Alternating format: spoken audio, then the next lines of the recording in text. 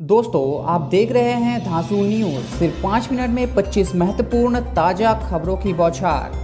वक्फ अधिनियम 2025 की संवैधानिक वैधता को चुनौती देने वाली याचिका पर दूसरे दिन भी सुप्रीम कोर्ट में सुनवाई हुई। सॉलिसिटर जनरल तुषार मेहता ने प्रधान न्यायाधीश BR गवई और जस्टिस ऑगस्टीन जॉर्ज मसीह की पीठ के समक्ष केंद्र का पक्ष रखा। उन्होंने कहा कि वक्फ एक इस्लामी अवधारणा है, लेकिन ये इस्लाम का अनिवार्य हिस्सा नहीं है, इसलिए संविधान के तहत इसके मौलिक अधिकार के रूप में दावा नहीं किया जा सकता। मेहता के अधिनियम का बचाव करते हुए दलीलें शुरू की, जिसमें जोर दिया गया कि किसी भी व्यक्ति को सरकारी भूमि पर दावा करने का अधिकार नहीं है, भले ही इसे यूजर बाय वक्फ के तहत वक्फ के रूप में वर्गीकृत किया गया हो।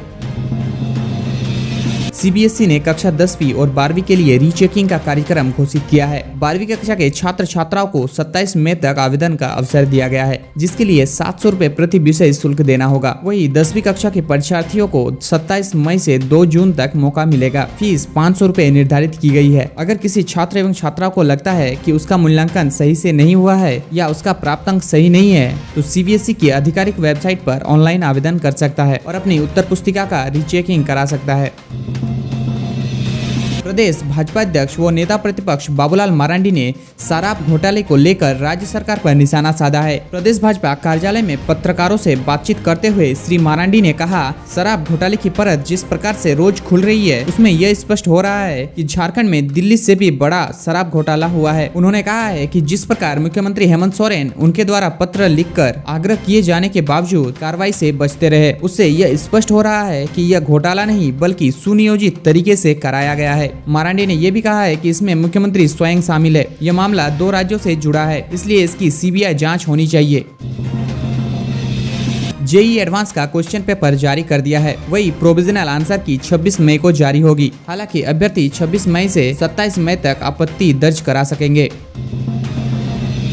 झारखंड में कफ सिरप के दुरुपयोग व नकली दवाओं के बढ़ते कारोबार पर राज्य के स्वास्थ्य मंत्री डॉक्टर इरफान अंसारी ने सख्ती से कार्रवाई करने के निर्देश दिए हैं। उन्होंने कहा है कि इन खराब गुणवत्ता वाली दवाओं में पाई जाने वाली कोडीन और अल्कोहल जानलेवा है, इससे ब्रेन और लिवर खराब हो रहे हैं। मंत्री ने कहा कि दवाओं की गुणवत्ता सुनिश्चित करते हुए कोड के बिना इसे बेचने का निर्णय लिया गया है। सरकार ने 300 महत्वपूर्ण दवाओं के लिए कोड अनिवार्य कर दिया है। अब पेन किलर, बुखार की दवा, प्लेटलेट बढ़ाने वाली दवा, शुगर व थायराइड की दवा, गर्मी निरोधक व विटामिन सप्लीमेंट जैसी प्रमुख दवाएं कोड के बिना बाजार में नहीं बिकेगी। यह कोड हर दवा की असली पहचान, निर्माता, बैच नंबर, मैन्युफैक्चरिंग व एक्सपायरी तारीख की जानकारी देगा। इससे नकली दवा की पहचान तुरंत हो सकेगी।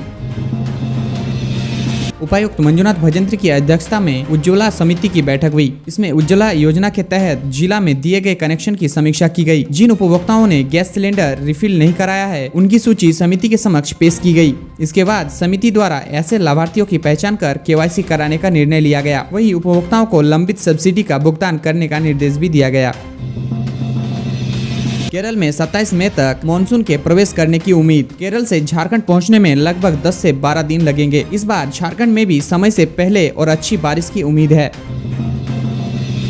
राष्ट्रीय राजधानी के सर्राफा बाजार में बुधवार को सोने की कीमत 1910 रुपए बढ़कर 98,450 रुपए प्रति 10 ग्राम पर पहुंच गई। अखिल भारतीय सर्राफा संघ ने यह जानकारी दी। वहीं चांदी की कीमत 1660 रुपए बढ़कर 99,160 रुपए प्रति किलोग्राम हो गई। आज के लिए बस इतना ही। मिलते हैं अगली वीडियो में।